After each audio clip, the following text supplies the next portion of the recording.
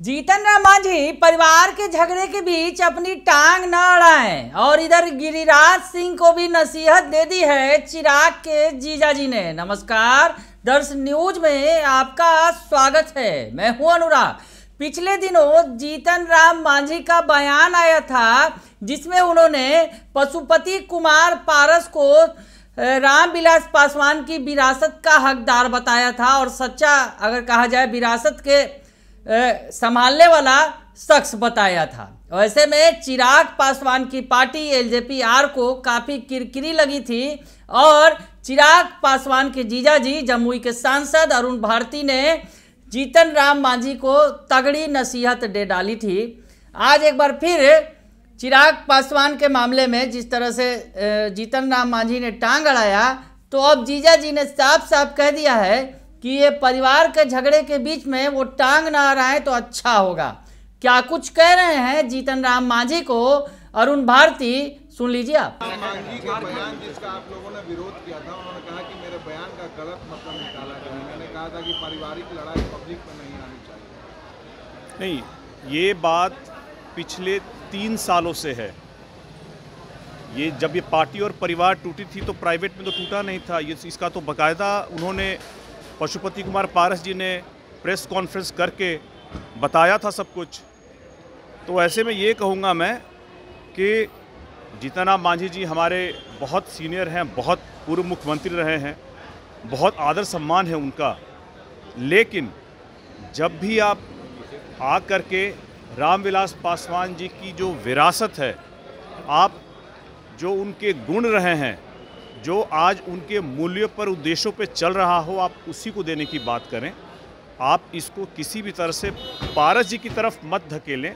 ये अगर एक परिवार का झगड़ा है तो इसमें परिवार के झगड़े में परिवार के लोग ही इसको बैठ करके सुलझाएंगे, इसमें किसी तीसरे की जगह नहीं है। तो सुन लिया आपने कि जीतन राम मांझी को कह रहे हैं कि टांग आप ना अड़ाएं तो अच्छा होगा। ये परिवार के बीच का झगड़ा है और ऐसे में आप जिस तरह से बोल रहे हैं, बयान दे रहे हैं, वो ठीक नहीं है। और रामविलास पासवान की विरासत का सच्चा हकदार कौन है ये सभी को पता है। चिराग पासवान ही उनके विरासत के असली हकदार हैं, ये कहते नजर आए अरुण भारती जमुई के जो सांसद हैं। इधर उन्होंने गिरिराज सिंह जो हिंदू स्वाभिमान यात्रा निकाल रहे हैं उन्हें भी नसीहत दे दिया।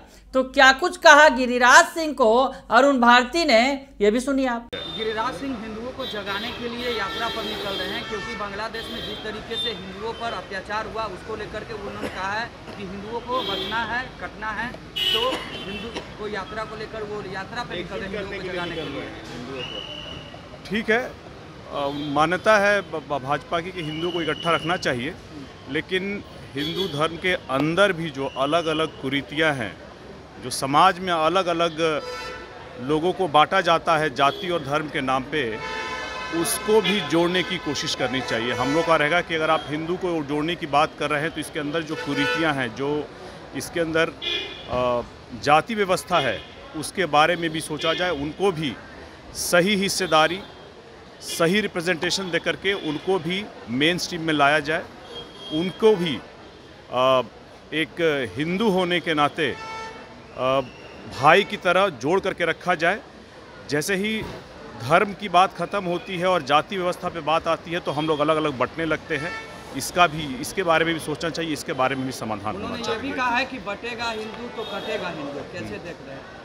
देखिए, बात तो सही है, बटेगा तो कटेगा, लेकिन जो अभी तक हाशिए पे, हिंदू धर्म में जो लोग हाशिए पे रखे गए हैं, जो लोग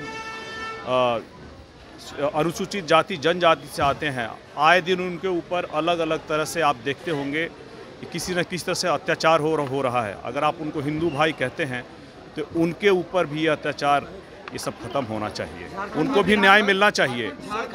तो सुना आपने कि क्या कुछ कह रहे हैं। उनका कहना है, अरुण भारती ने सवाल उठाया यात्रा पर, स्वाभिमान, हिंदू स्वाभिमान यात्रा पर गिरिराज सिंह के, और कहा कि यात्रा करें लेकिन हिंदुओं में जो वर्गीकरण है उसको सुधारने की कोशिश करें। जिस तरीके से अनुसूचित जाति जनजाति को दबाया जाता है, उनके खिलाफ अत्याचार होता है, उसका क्या है, वैसे सवालों का जवाब खोजने की कोशिश करें गिरिराज सिंह तो बेहतर होगा। यानी जिस तरह से एनडीए के घटक दल हैं जीतन राम मांझी, उन्हें भी नसीहत दे रहे हैं चिराग पासवान के जीजाजी, तो दूसरी तरफ बीजेपी के फायर ब्रांड नेता गिरिराज सिंह को भी नसीहत देते नजर आ रहे हैं उनके हिंदू स्वाभिमान यात्रा पर। तो एनडीए के अंदर ही कहीं ना कहीं किचकिच देखने को मिल रही है। विचारधाराओं की लड़ाई में अगर कहा जाए कुछ लोग अलग अलग खड़े नजर आ रहे हैं, तो तमाम पार्टियां हैं वो अलग अलग खड़ी नजर आ रही हैं। बने रहिए दर्श न्यूज के साथ, तमाम खबरों से आपको अपडेट रखेंगे। फिलहाल के लिए इतना ही, धन्यवाद।